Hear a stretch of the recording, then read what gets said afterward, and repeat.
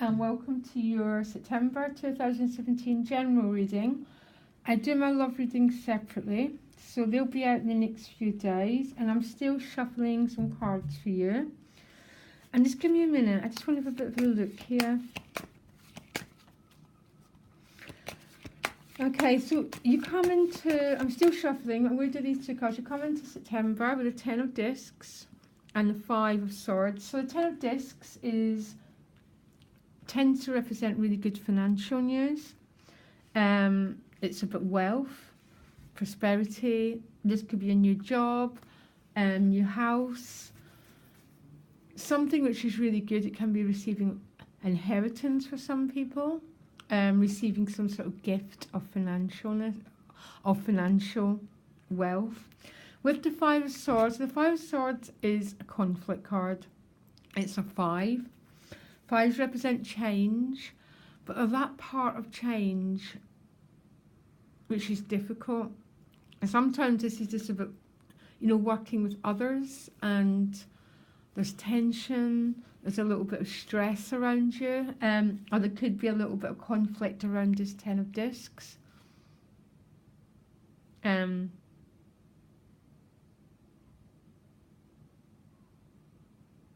Sorry, I had this really strong a really strong image here, and a classic example is someone gave money to someone and the other person got stressed out about it.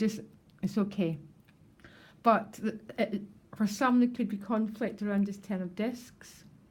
Okay, but ultimately the 5 of swords is about choosing to end conflict. Because if you look clearly, he's gone round and picked all the swords up, but he's had to, some people have been wounded, so there might be some wounded pride, some wounded, some people have been hurt, but there's no way through apart from through. And all you can do when you're having, because everyone wants the outcome, but no one wants to go through the 5s to get to the outcome. Sometimes in that 5 of swords, there has to be firm decisions to walk away and end something. It can be quite a difficult energy. It's a minor, which means it's a state of mind, and you're in charge of your state of mind. Okay, don't let your thoughts control you, Aries. It's the other way around, remember. Our thoughts are our servants. I think none of us are brought up with that education, and it takes a lifetime for us to reorganize our thinking, to think, oh my gosh, I can direct my thoughts to what I want in my life. Yes, absolutely. So what you most want is some sort of decision, I'd say, to be made.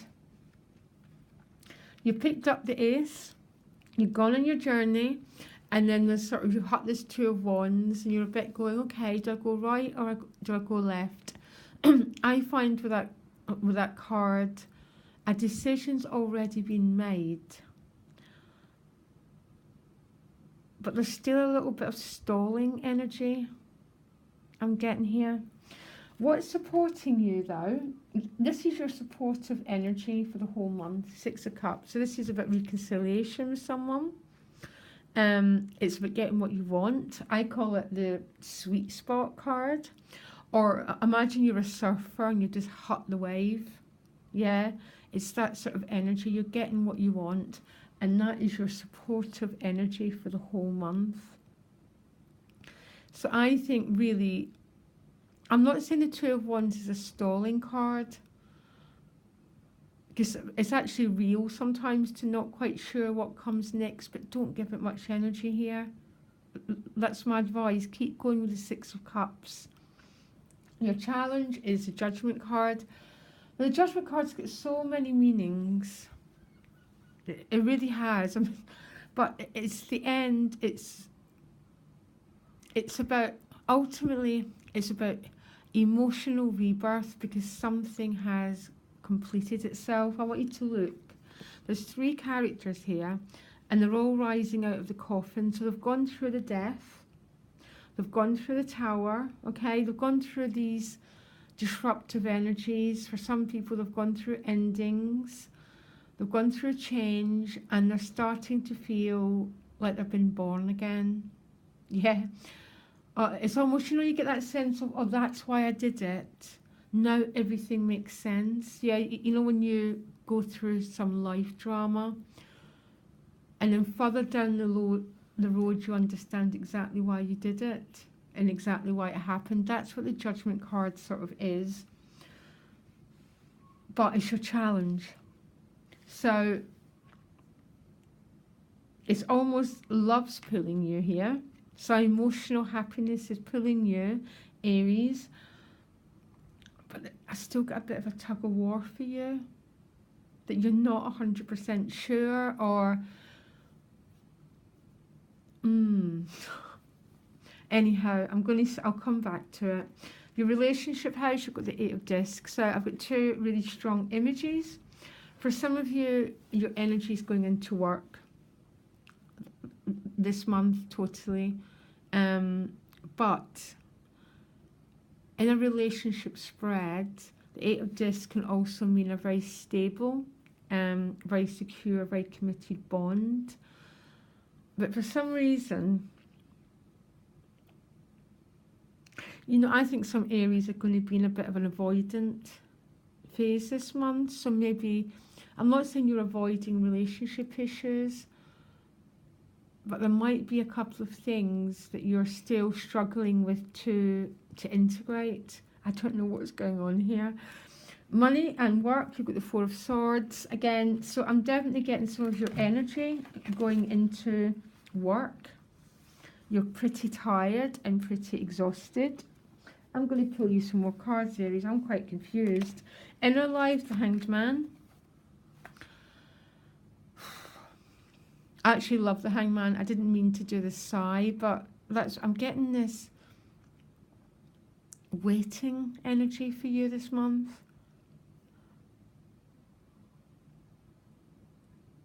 And it's waiting to fully complete something. And do you know what? I think you're the second sign who's had that message. I think the other one was Gemini. So check it out. So your inner life, you're in process of something. I'm going to pull you some more cards.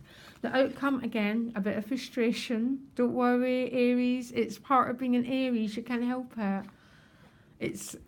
That's your destiny. You were born with this need to be a pioneer. And if you're a pioneer, you're always going to be hitting the 8 of Swords. Okay? The only person who doesn't hit the 8 of Swords is someone who just sits on a sofa all day. And then you get the King of Wands, that very actualizing energy. Kings taking action. I think I need to pull you a couple more cards. There's something strange going on here. I'm not getting bad. But it's this great energy of reconciliation, of getting what you want, combined with the energy of having to wait, still having to wait for something. You're either waiting for that final moment when you go, oh my gosh, now I see, and now I've sort of risen out of the last phase of my life, okay? I'm sorry, Aries, I think you've got the most complex reading so far. I'm going to pull you 2 majors, one for these and one for these. And I bet you're going to get the Moon cards. So, oh no, sorry, I'm still shuffling.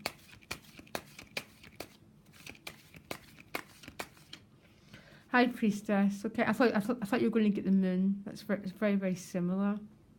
So being connected with your depths, being connected with your source energy.